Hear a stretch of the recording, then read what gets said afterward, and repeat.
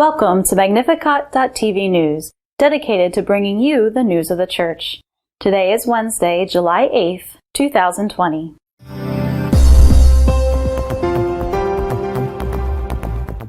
The Vatican has commissioned the branch of the consecrated members of the Communion and Liberation movement, one of the most important in the Catholic Church.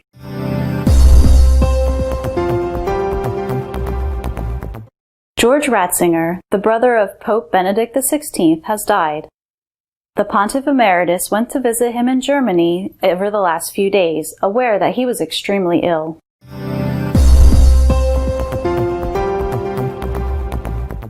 The Catholic Church in Germany has lost more than 270,000 parishioners this year, 30% more than those who left the Church last year.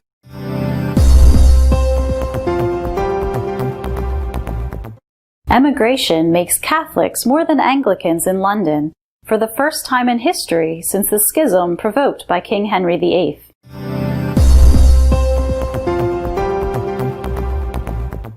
Although it seems hard to believe because of the symbolism of the figure, the number of abortions in 2019 in Ireland was 6,666.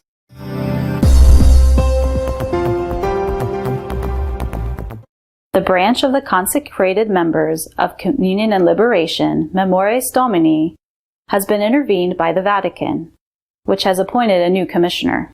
The Dicastery for the Laity, the Family and Life in the Vatican appointed the Jesuit priest Gianfranco Ghirlanda as pontifical delegate for the Lay Association of Consecrated Memoriis Domini, which brings together people from the Communion and Liberation movement. The Dicastery has called you here today because, in the exercise of its competence in the service of the Association of the Faithful, it has repeatedly asked the President, since May 29, 2018, to proceed with the modification of some norms contained in the directory and to reform the statute, said Cardinal Kevin Farrell, prefect of the Dicastery. According to the Italian Vatican expert Aldo Maria Valli, the Dicastery dedicated to appoint the Jesuit Father Ghirlanda, with the Pope's approval, to guide the association in the process of revising the directory and the statute, and to resolve some problems of the association. Valli explains that the issues that the papal delegate will have to face are numerous and complex. At the center is the figure of Father Julian Caron, who has been president of the Communion and Liberation since 2005 and ecclesiastical advisor to the Memoriis Domini.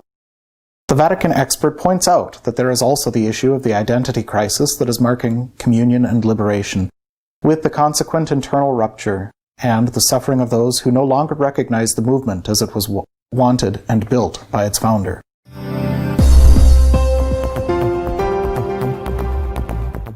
Pope Benedict XVI's brother, George Ratzinger, has died. The Pope Emeritus went to visit him in his last days, aware of his delicate health. Father George Ratzinger, brother of Pope Emeritus Benedict XVI, has died in Regensburg, Germany, at the age of 96. Just a few days ago, the Pope Emeritus left the Vatican for the first time after his resignation as Bishop of Rome to visit his brother. Both brothers were able to see each other and concelebrate Mass several times during the visit. George Ratzinger was born on January 15, 1924. At the age of 11, he was already playing the church organ. In 1935, he entered the Traunstein Minor Seminary. There, he received the first professional instrument lessons. In 1946, he entered the seminary of the Archdiocese of Munich, together with his younger brother Joseph, and studied church music. After his ordination in 1951, he became a choir master in Traunstein, and later, in 1964, choir master in Regensburg Cathedral.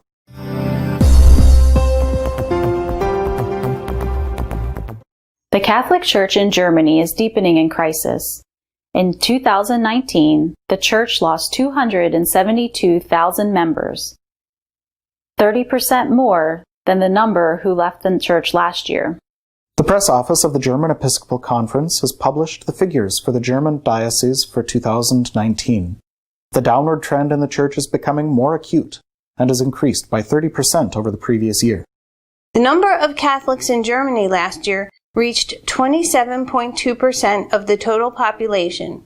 The Catholic Church, therefore, had 22,600,371 members.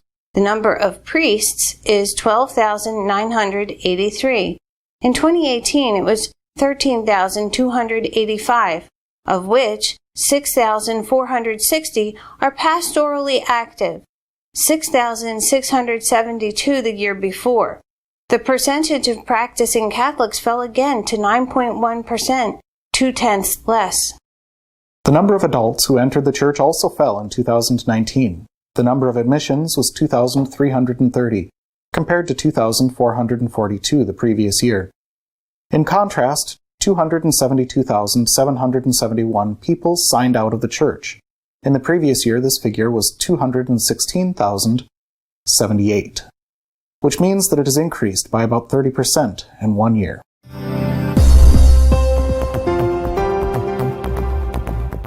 There are already more Catholics in London than Anglicans, and emigration is responsible. On the whole, London is more religious than the smaller towns. If the case of London serves as an example, it seems that the next decades the big city will be more religious than the country regions or the small towns, according to the Theos Survey Company. Furthermore, the study would show that Catholics in the capital are already slightly more numerous and far more devout than the Anglicans, which would not have happened since Henry VIII. Some 35% of London Christians would claim to be Catholic, compared to 33% of Anglicans.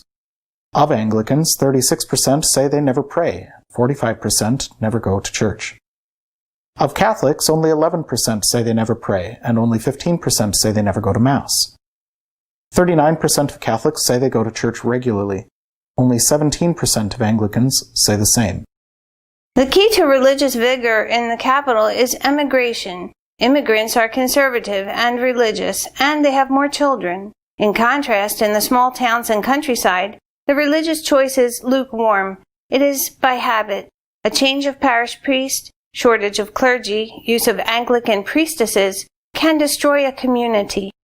According to this survey, 40% of Londoners declare themselves Christians. They live with 10% of their neighbors who are Muslims, 6% Hindus, and 3% Jews. 33% say they are no religion.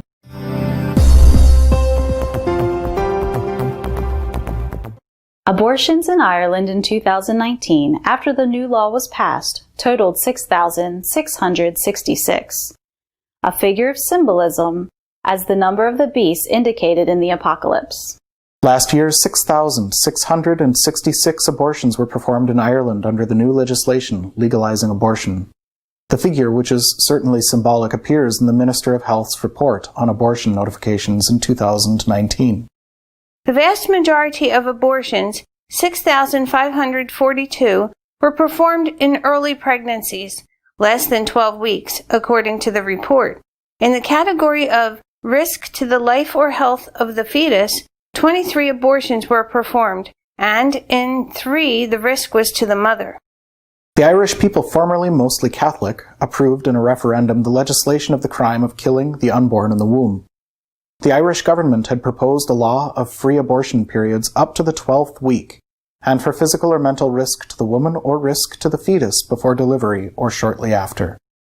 However, it was first necessary to repeal in a referendum the 8th Amendment to the Irish Constitution, which enshrined the right to life of the unborn, and that is what 2 out of 3 Irish people approved.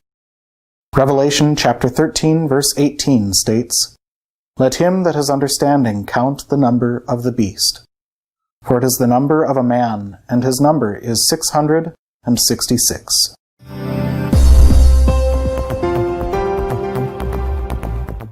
Our editorial this week is dedicated to commenting on the doubts expressed by some conservative bishops on the Second Vatican Council. El Concilio Vaticano II vuelve a estar de nuevo en el centro del debate, pero esta vez entre las filas de la minoría conservadora, de la minoría que ha interpretado hasta ahora dentro de la Iglesia el concilio con una hermenéutica de continuidad o de reforma.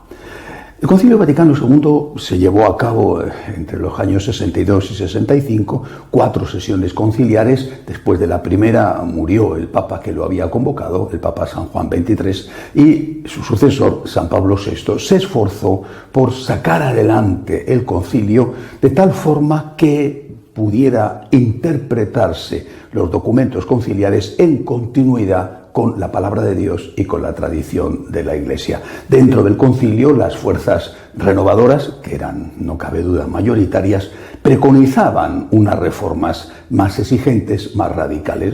San Pablo VI dejó claro desde el primer momento que él no estaba dispuesto a aprobar ese tipo de reformas y que sin su aprobación, sin su firma, los documentos conciliares carecían de valor jurídico y por lo tanto hubieran provocado la ruptura en el seno de la Iglesia.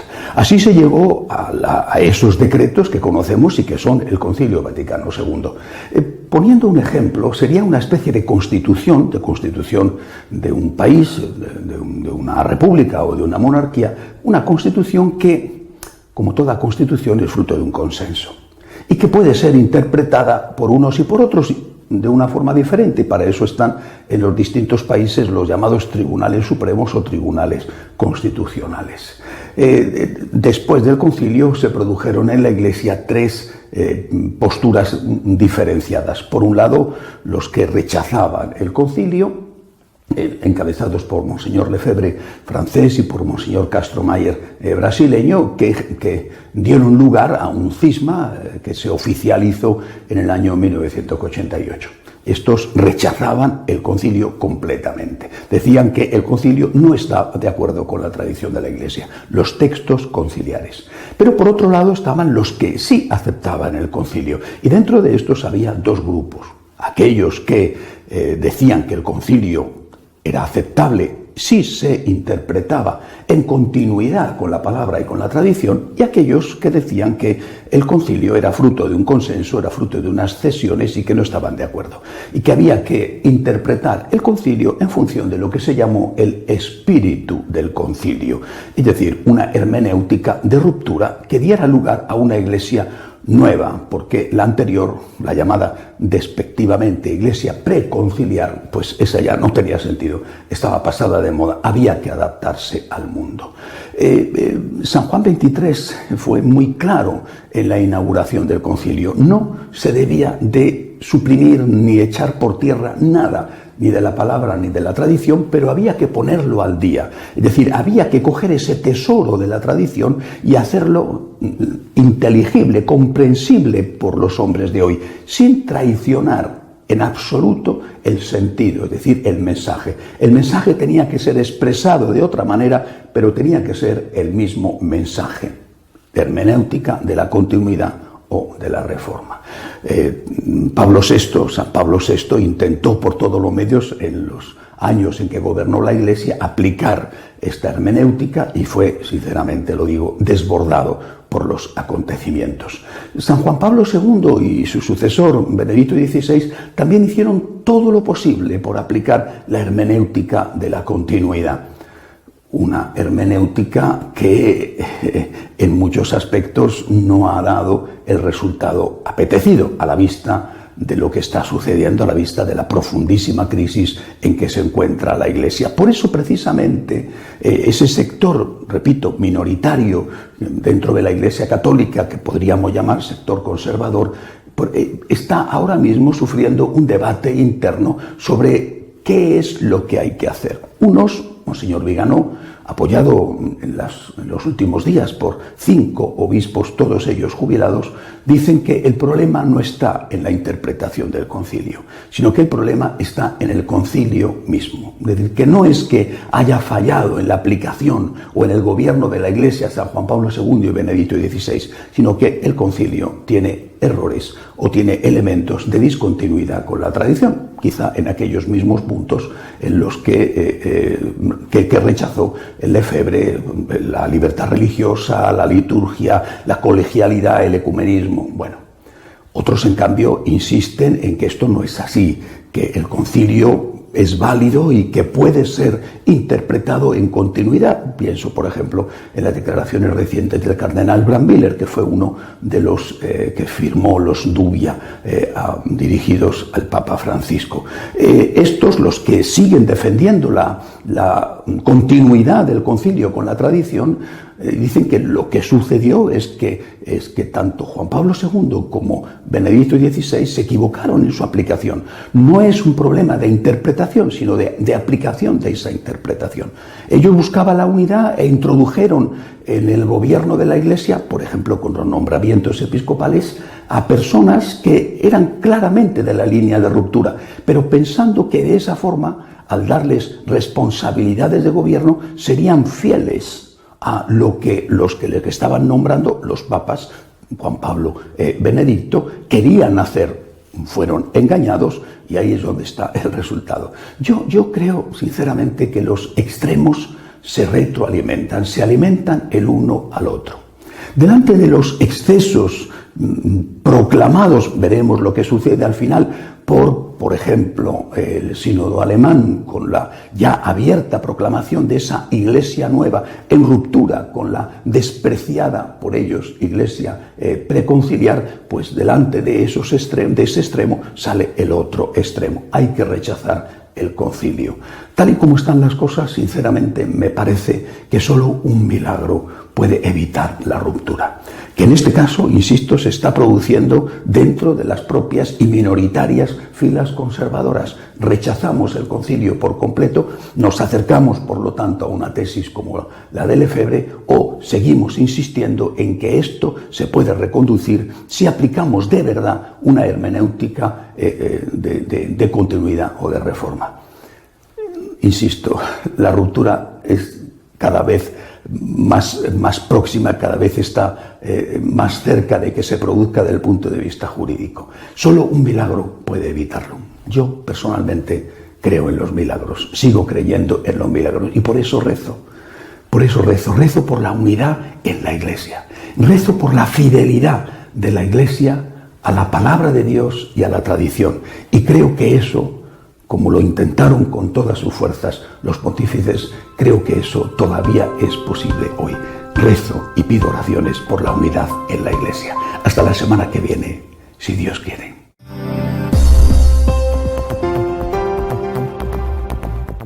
If you wish to keep up to date on what is happening in the Church, please follow us online at www.catholicosonline.org. We will see you in 2 weeks, God willing.